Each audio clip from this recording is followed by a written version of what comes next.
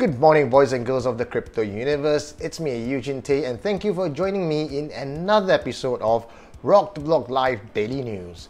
In today's headline news, Brazil's largest cryptocurrency exchange, MERCADO Bitcoin, has announced that they are laying off up to 20 employees. And of course, these employees are shocked, saddened, and rather surprised by this act. And in order to justify this act, MERCADO said that this is meant to dry out their structure.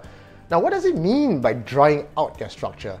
It's unlikely that MERCADO Bitcoin, as the largest cryptocurrency exchange in Brazil, is bleeding. So what does this drying out mean? Now, if you take a look at their press release and what they're talking about, they might be hinting at what really is behind the scenes. The exact words that they used were focus on professionalization, better governance, and more agility in customer service. Could this be MERCADO's Bitcoin way of saying that these employees are not performing up to task? Or are there any funky business going on behind the scenes and therefore they should be let go? Dick, you're fired! Thank you. Now, coming to a 10-year anniversary of Satoshi's white paper, coming at the crux in 2008 because of the financial crisis and all this centralization control where Lehman Brothers collapsed and a lot of people are affected, it's just sad to see that despite going decentralization, having Bitcoin, this exact same behavior is still taking place in the cryptocurrency universe. Oh, and I almost forgot. I'm also going to need you to go ahead and come in on Sunday, too, okay? We lost some people this week, and we need to sort of play catch-up. Thanks. If you're one of those early Bitcoin miners sitting on a pile of Bitcoins and wishing you could live in a mansion, well, now you can. Roy Niederhofer, president of New York hedge fund Niederhofer Capital Management, is selling his 6-story mansion. That's right, you heard me right. Not the 6-story, but a 6-story mansion with about 10,000 plus square foot. Wait, you live here? He's selling it for a whooping price of 15 million USD. Now that translates to approximately 2,500 Bitcoin today. Well, what you gonna do with 6 stories worth of mansion space? Well, I've got an idea for you. Why don't you buy 5,000 ASICs miner along with your mansion, fill it up with the rest of the floors, and earn back your 2,500 Bitcoin within a year, all while enjoying the view of the Hudson River. eToro, the multiple assets brokerage company, has just enlisted the help of the actor from Game of Thrones Hodor to take part in their campaign, because Hodor sounds like Hodor. Hodor. Hodor. Hodor. Hodor. Hodor. So, you know, as in the crypto universe, we always say to hodl while in the bear market and wait for better times to come by and then start to sell. So, hodl! Hodl! I thought this was a pretty good campaign. It's just waiting to happen. How about this idea for your margin trading campaign?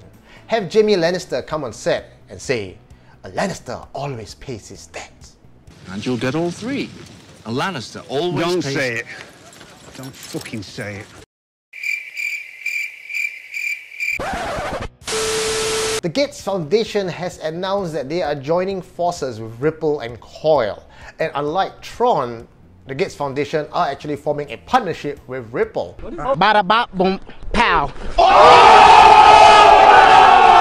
A few moments later. What are they doing? Well, they want to support the unbanked. There are 1.7 million of them, and this is part of their pro-poor payment systems plan. Looking at big organizations trying to run fundraising for the unbanked make me rather nervous, because I'm quite skeptical about large organizations doing such a thing.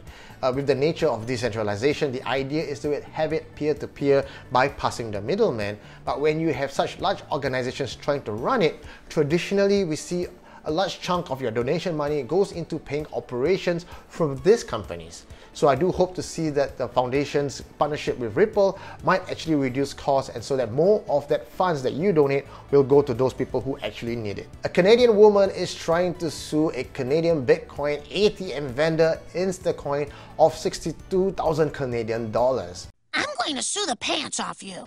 She was conned by fraudsters claiming that she has owed Canada Revenue Agency tax money, and so she used this ATM to transfer Bitcoin over to these guys, only to realize that was a con job. Thank you, you piece of shit! You're gonna think that we're fucking 20! And so she was trying to sue Instacoin, which is the ATM vendor, but the court has ruled that there's no such thing and it's her fault for not doing her own research. Now, this is tantamount to saying that you got a phone call from con artists and then you lost money and then you want to go and sue Singtel or your telecom provider. But I'll bet it's your own damn fault. When you talk about the world of decentralization, it also means decentralizing the responsibility. There is no central governance to take care of you guys being conned or falling prey to frauds. So it is your job to do your own research and protect yourself against such things. Well, that's all the news I have for you today. Don't forget to like, subscribe, and hit that little notification button so that anytime we release a new video, you guys get to hear it first. Well, my name is Eugene Tay, signing out.